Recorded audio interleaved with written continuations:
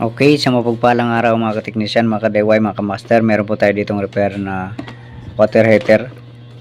So, sabi ng may-ari ay hindi daw ito umiinit.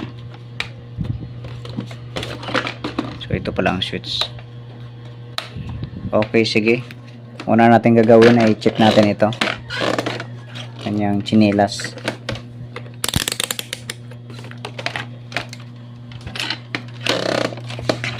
So, bali may dalawang terminal yan dito. Saksak natin. Ayan.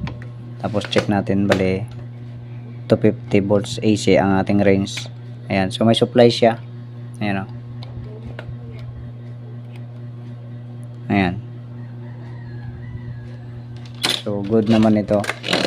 Dito tayo. Saksak natin. Ayun. Power on natin dito. So, walang ilaw. Okay, sige.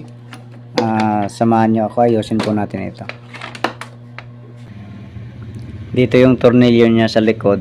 So, natanggal na natin. Bale, ito yung tatanggalin ulit natin. Itong pinaka-pitchel niya.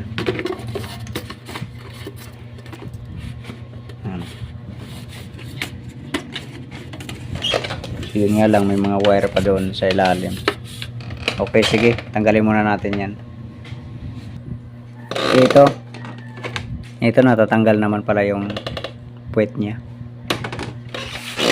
So, next natin gagawin, i-check pala, ay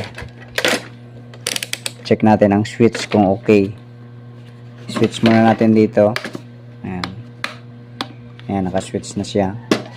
Tapos, yung wire na dalawa na yan galing sa ilalim, so dito papunta at saka dito check natin.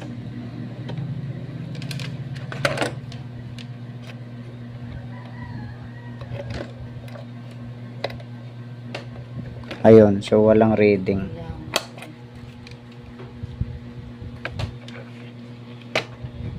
Wala siyang reading. Ayan o, walang reading. So, nasa switch ang problema din ito.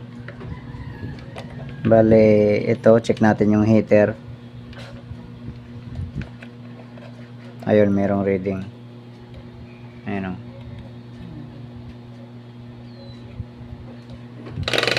Tapos, ito namang itong terminal na dalawa, i-check natin ito. Kung may reading ito. Hindi. Dito pala. Dito at saka hanapin natin dito sa dalawa na to. Maring ito.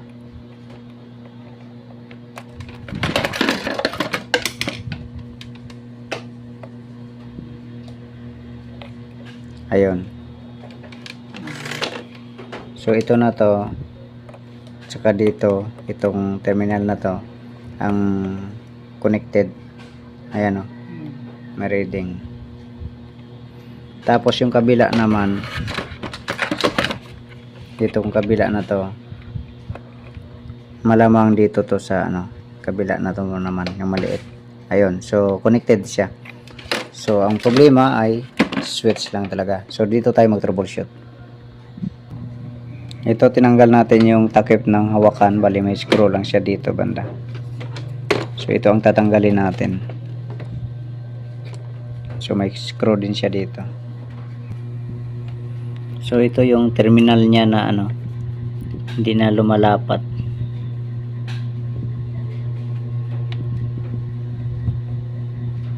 Yan. So yan ang ilagay natin sa tamang posisyon at linisan natin ang terminal. Ito na ayos na natin. Nalinisan na natin.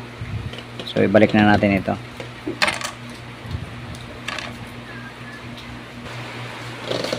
Okay, ito. Ayan. So, ito yung on. Ito yung off. So, i-on natin. Ayan. Tapos, tester natin. Ayun, meron na. So, kabit na natin dito.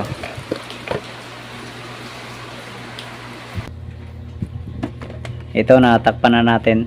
So testing na natin to.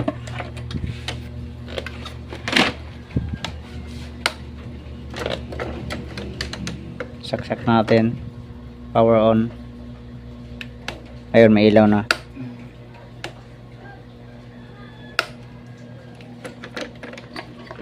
Tingnan natin. Ayun, init na. Okay na siya. Okay, so hanggang dito na lang video natin. God bless po sa inyong lahat.